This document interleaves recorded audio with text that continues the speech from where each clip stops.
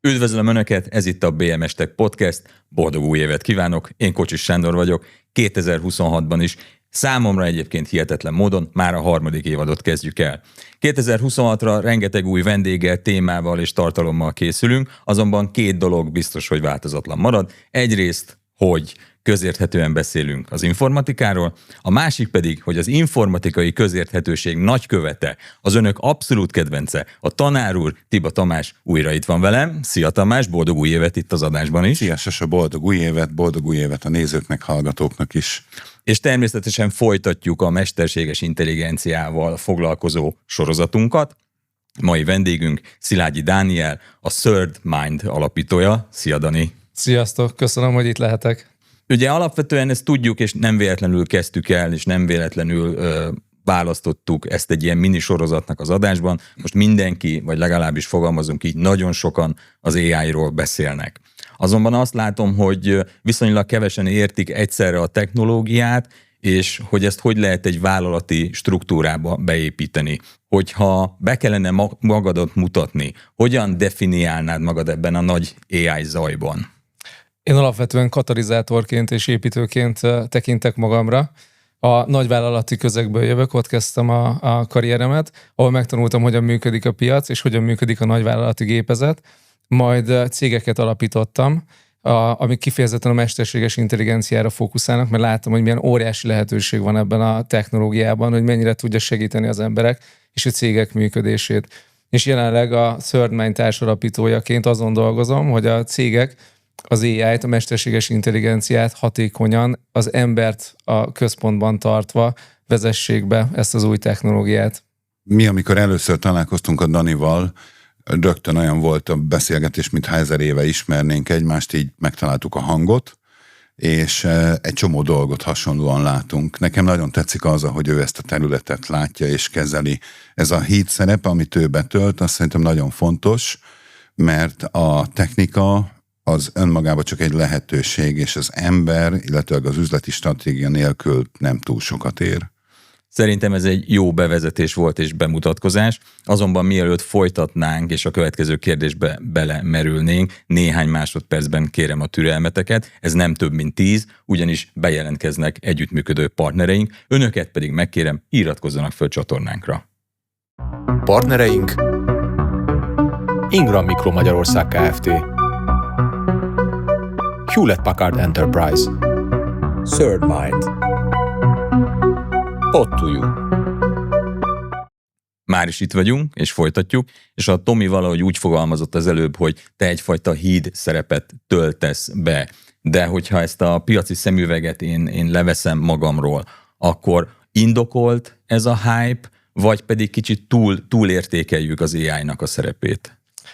A rövid válasz az, hogy igen és nem. Tehát azt láthatjuk, hogy igen, van egy óriási hype a téma körül. Tehát, hogyha megnézzük, hogy a piac hogy reagál erre az egészre, akkor itt van egy kiváló cég, az Nvidia, ami ennek az egész jelenségnek az epicentrumában van. 2024-ben, tehát kevesebb, mint másfél éve, még kevesebb, mint $1 billió ért, amivel már akkor a világ egyik legértékesebb cége volt. És most tart ilyen $4,5 billió a piaci értékelése. Tehát, hogy van egy óriási várakozás a piac részéről, és egy óriási erő, meg pénzmozgás, ami így a hype jelenségnek betudható. De ha egy kicsit eltávolodunk ettől az egésztől, és onnan közelítjük meg, hogy mi is történik most valójában, ahhoz hozok egy analógiát. Szerintem ez több mindenhez szokták ezt a jelenséget hasonlítani, ipari forradalmakhoz például, de szerintem az egyik legjobb példa talán a könyvnyomtatás. Hiszen amikor Gutenberg feltalálta a könyvnyomtatást, akkor így a tudás könnyebben elérhetővé vált a tömegek számára. És emellett voltak társadalmi hatások is.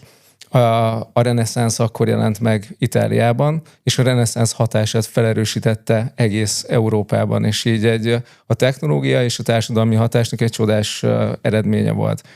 És azt gondolom, hogy amit most látunk, az is egy ilyen katalizátorként van jelen a technológia, és egy katalizátorként tud hatni, és ezért nagyon fontos, hogy mi az, amire használjuk, és mi az, amit felerősítünk vele.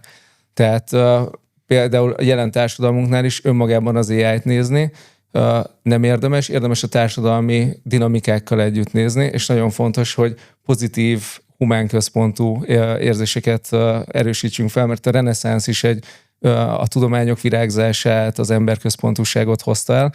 Most ennek a kapujában vagyunk, és mi döntjük el, hogy mi erősödik fel körülöttünk. Úgyhogy ez szerintem egy nagyon fontos dolog, ami egyéni szinten is nagyon fontos. Ez a Gutenberg hasonlat, ez szerintem nagyon jó és új, tehát még nem hallottam sehol. Viszont szerintem telibe talált, mert a mesterséges intelligencia valóban a tudásátadásnak és a gondolkodásnak az átalakítását, egy új módját hozzá el nekünk. És ugye a reneszánszos hasonlatod, az meg azért talált elébe, mert a reneszánsz akkoriban ugye úgy fölpörgette a dolgokat, de akkor is az emberi optimizmus, meg a tudásvágy volt a mozgatórugó. Viszont azt szeretném tőled kérdezni, hogy mit gondolsz erre a sebességre, az ilyen sebességű változásra föl van-e készülve ma az oktatásügy vagy a társadalom? Azt látom, hogy nagyon nincs egyszerű dolga az oktatásnak. Tehát azáltal, hogy még annó megjelent a lexikális tudást a kapcsolatban, mert ott is volt egyfajta nehézség, amikor megjelent a Google, és minden elérhetővé vált a keresőmotoroknak köszönhetően. Most egy esszéírás egy új mozdulat, tehát 2 perc alatt el tud készülni egy egész jó minőségű esszé. Tehát ugye az, hogy az oktatásnál szerintem új megközelítésre lesz szükség. Szerintem meg lehet emelni a lécet, amit elvárunk akár a diákoktól, hiszen olyan eszközök állnak a rendelkezésükre, amikkel csodálatos dolgokat tudnak alkotni, és ami kiemelten fontos, ez a kritikus gondolkozás, hogy tudják használni ezeket az eszközöket, tudjanak jól kérdezni, és értsék a koncepciókat, mert akkor ténylegesen gyorsan és jól tudnak fejlődni. Úgyhogy az oktatás szerintem jelen formájában igyekszik felzárkózni, és már láttam olyan egyetemi megközelítést is, nem pont a Műszaki Egyetemnek, hogy elmondták, hogy mikor használd, mikor nem, hogyan használd, de attól függetlenül még szerintem nagy az út előttünk, hogy amit még érdemes ezzel a kapcsolatban tenni ahhoz, hogy ténylegesen segítse az oktatást, ne pedig és főleg egy segítő szerepként gondoljanak rá, ne pedig egy megoldandó problémára. Csak hogy valami kis színes dolgot idehozzak, az Nvidia-t említetted, miközben jöttem ide a forgatásra, egy podcastet hallgattam, ahol elhangzott, hogy a világ 3. legnagyobb gazdasága Amerika, Japán, és a 3. legnagyobb gazdaság az Nvidia. Tehát az, amiről te beszélsz, ez azt jelenti, hogy már országok gazdaságához is mérhető az Nvidia, amit ebben a piacon betölt, vagy ennek amit a szerepe betölt ezen a piacon, de ha már itt vagyunk, és a munkáról, meg gazdaságról beszélgettünk, ugye sokat hallani még egy ilyen dolgot a mesterséges intelligenciával kapcsolatosan, hogy elveszi a munkánkat. Na most én azt gondolom, hogy te rengeteg olyan projektben vettél részt, ahol a mesterséges intelligencia bevezetésre került cégekhez. Valóban elveszi a munkát? A rövid válasz az, hogy nem, sőt, még több munkánk is lesz. Tehát, hogy ez egy jó hír. Viszont az egyértelmű, hogy átalakítja a munkaerőpiacot, meg átalakítja azt, hogy milyen munkánkra van szükség. Tehát az unalmas, repetitív munkákat, ahol adatokat kell ide-oda tologatni, ott egyértelműen átalakul a munkaerőpiac, és megszűnhetnek meg is fognak szűnni ezek a munkák. Például a könyvelésnél is azt lehet látni, hogy mondjuk a számlakontírozást már elkezdték automatizálni, aminek eredményeként az történt, hogy egy könyvelő sokkal több ügyfelet tud kiszolgálni. Tehát nem az történt, hogy kevesebb könyvelőre van szükségünk, hanem a könyvelők hatékonysága nőtt. Én azért azt fontosnak tartom hangsúlyozni, hogy nem teljes munkakörök fognak megszűnni, hanem annak részét veszi át az AI, tehát a robotmunkát, a repetitív feladatokat, és ezáltal az embernek ugye felszabadul egy kis szabad agyi kapacitása. Én egy picit mondjuk sarkítva úgy szoktam fogalmazni, hogy nem az AI veszi el a munkádat, hanem az ember, aki használja. Egyébként, ha már itt tartunk, nem tudom, hogy olvastatok-e róla, itt a karácsony-szilveszter közötti időszakban volt hír, hogy Kínában az első olyan kórházat megnyitották, ahol AI orvosok vannak, azaz robotdokik. Hogy ti elmennétek egy ilyen kórházba? Valóban tart itt a mesterséges intelligencia? Hogy eznek a bevezetése, ez ennyire, mert engem nagyon meglepett, hogy ez ennyire valós. Szerintem van egy nagyon fontos alapelv a mesterséges intelligencia bevezetésénél, és tök mindegy, hogy kórházba vezetjük be, vagy cégnél. Ez a human in the loop, tehát hogy az ember legyen benne a folyamatban. És hogyha egy olyan kórházba el tudok menni, ahol a kardiológus munkáját mondjuk előkészíti egy elemző algoritmus, és a kardiológussal már csak megbeszélem az eredményeket, boldogan, de az, hogy csak és kizárólag algoritmus vezérelt közegben legyek, az nem valószínű. Ki tudja, tehát nem akarom kizárni teljesen, hogyha elolvasok pár studit, és azt mondják, hogy ezzel csodálatos eredmények vannak, akkor lehet kipróbálnám. Én sem tudom szerintem szebben megfogalmazni. Dani azt mondta nagyjából, amit én gondolok erről. Ugye mindig arról beszélünk, hogy meg kell tanulni kételkedni, meg kell tanulni, ugye értékelni azokat az eredményeket, amiket a mesterséges intelligencia ad nekünk, tehát nem szabad csak rá hagyatkozni. Ugye jelenleg is Danival közösen dolgozunk egy olyan projekten, ahol egészségügyi területen fejlesztünk, és ott is azért nagyon fontos, hogy az az elvárás, hogy a mesterséges intelligencia segítsen, de a döntést az ember hozza, hogy az ember legyen az, aki a végén kiértékeli az eredményeket. Ahogy figyeltem az előbbi válaszaitokat, kicsit az merült föl bennem, hogy igazából nem elveszi a munkánkat, hanem még több munkára lesz igény. Ezt jól érzem? Abszolút. Itt most kivételesen az ipari forradalomhoz kapcsolódó példát hozok. William Stanley Jevons 1865-ben jegyezte le, ez a Jevons paradoxon, hogy ha valamilyen erőforrás költsége lemegy, akkor megnő rá a kereslet. Ő konkrétan a gőzgépek szénfelhasználására kapcsolatban írta ezt. Ki akarta mutatni, vagy kimutatta azt, hogy a szénkészletek gyorsabban fognak fogyni, és az Angliában problémát jelenthet. De most ugyanez a helyzet itt is. Tehát, hogy úgymond a fehér galléros kognitív munka olcsóbbá, jobban elérhetővé válik, így nagyobb szükség lesz majd rá, meg már most is nagyobb szükség lesz rá. Gondoljunk bele, hogy például a cégeknél csomószor vannak ilyen stratégiai elképzelések, hogy jó lenne ezt is megnézni, azt is megnézni, de nem marad rá kapacitás. Most ezek sokkal gyorsabban megtörténhetnek, így az eddig ilyen parlagon heverő ötletek elő tudnak kerülni, és értéket tudnak termelni. Például csinálni most egy kutatást, hogy milyen beszállítóink legyenek, hogy hogyan alakulnak az alapanyagárak, milyen hatás van. Rengeteg jó kérdést fel lehet tenni, amire nagyon gyorsan választ is lehet kapni. Így még nagyobb igény lesz erre az ilyen típusú munkára. Tehát az az ember, aki együtt tud működni a mesterséges intelligenciával, együtt tud dolgozni, vele gondolkozni, tud kritikusan gondolkozni, annak óriási lehetőséget jelent ez az egész, és rengeteg ilyen emberre lesz szükség. Már most is szükség van rájuk. Ma is tanultam egy új fogalmat, meg új hasonlatot, köszönöm. És ha már a cégeket az előbb ebben a válaszban behoztad, hogy állnak most a cégek Magyarországon az AI bevezetésével? Hogy látod most ezt a szegmensét a piacnak? Szerintem sokat fejlődött az, ahogyan gondolkoznak róla. Tehát, hogy azt tapasztaltam, hogy mondjuk egy ilyen 2-3 évvel ezelőtt még az volt az érzésem, hogy olyan, mintha felhívtak volna, és szerettek volna venni egy kiló AI-t. Tehát, hogy nem tudjuk, hogy pontosan mire van, de halljuk, hogy nagy a hype körülötte, és mi is szeretnénk. És ez általában ilyenkor red flag, tehát, hogy ez azt jelenti, hogy ilyenkor ki kell facilitálni, hogy mi is a valós üzleti igény. Viszont most már jobb kérdések jönnek, tehát hogy alapvetően van egy pozitív ilyen jellegű eltolódás. Többet foglalkoznak a cégek vele? Jobban utána olvasnak a cégvezetők? Vagy? Igen, tehát hogy sokkal jobban utána olvasnak. Megfigyelhető egy jelenség, tehát általában az ügyvezető vezérigazgató borzasztó lelkes, mindenki látja a megtakarítási lehetőséget, ami egyébként nem a jó kérdés, és nem a jó megközelítés, majd erre is kitérünk, hogy miért. És kiadják a szervezetnek, hogy na, akkor itt van, előfizettünk rengeteg licenszre, akkor most kérjük a megtakarítást, és legyen jó. De ez nem így működik. Tehát, hogy alapvetően ez egy közös tanulási folyamat, az AI nem egy plug and play megoldás, tehát nem egy kenyérpirító, amit bedugunk és működik, hanem arra van, hogy a meglévő folyamatainkat, a meglévő intelligenciánkat, a meglévő céges képességeket fel tudja erősíteni, hogyha ezt tudatosan használják.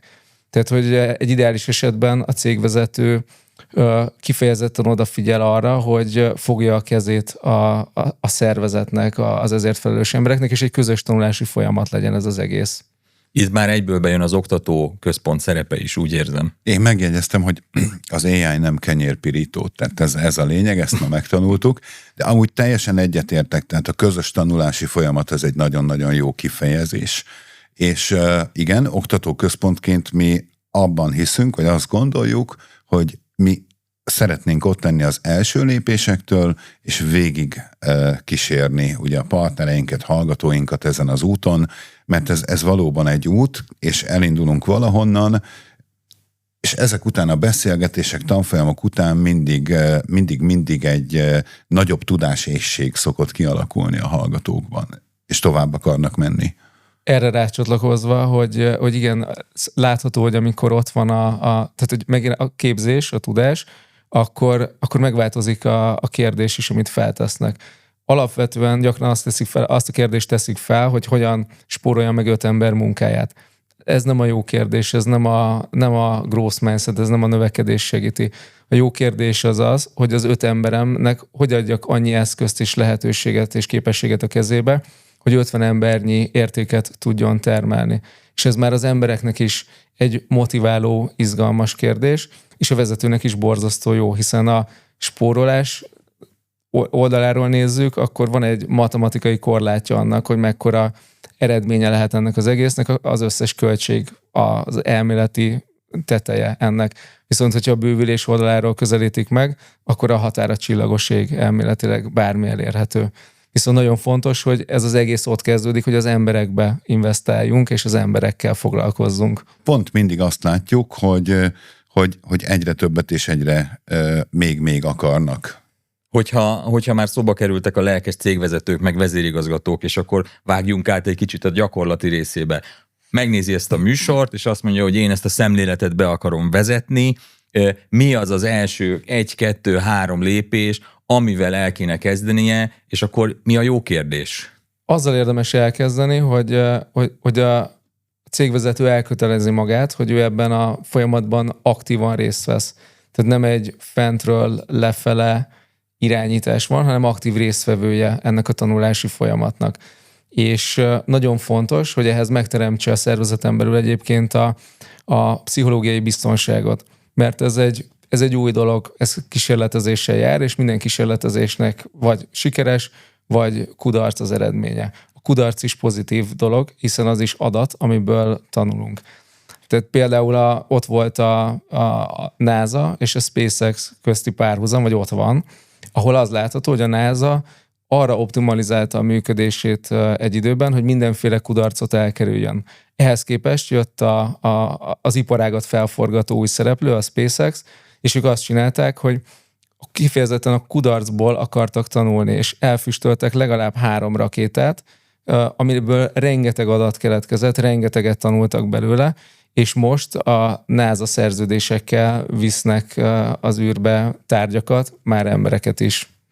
Én azért egy picit azért pontosítanék, vagy vitatkoznék veled ezen a ponton. Nem vitatkozok egyébként, csak talán egy picit más megközelítésből, hogy azért ez a top-down megközelítés mégiscsak fontos. Ugye mondtad, hogy ne legyen top-down, de hogyha a legfelső szinten nincs egy elkötelezettség és egy határozott igény, akkor az egész szervezet így meg fog ülni. Tehát, hogy akkor nem megy végig. Tehát ennek fölülről kell kezdeményeződni, hogy akarja a vezetés a változást. Ha a vezetés nem akarja, akkor mindegy, hogy alul mi van.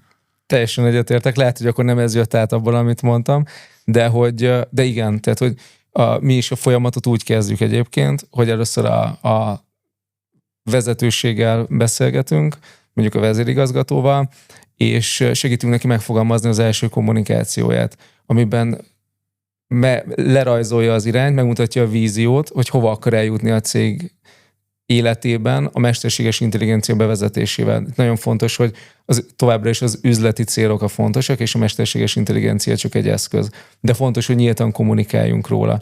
Mert olyan akkora a zaj körülötte, olyan szinten érint minden embert, hogy emiatt vegyes érzések vannak körülötte. És az első és legfontosabb az, és teljesen egyetértek veled, Tomi, hogy a vezető tisztán kommunikálja a vízióját, és teremtse meg azt a közeget, amiben az emberek akarnak ehhez az egészhez csatlakozni.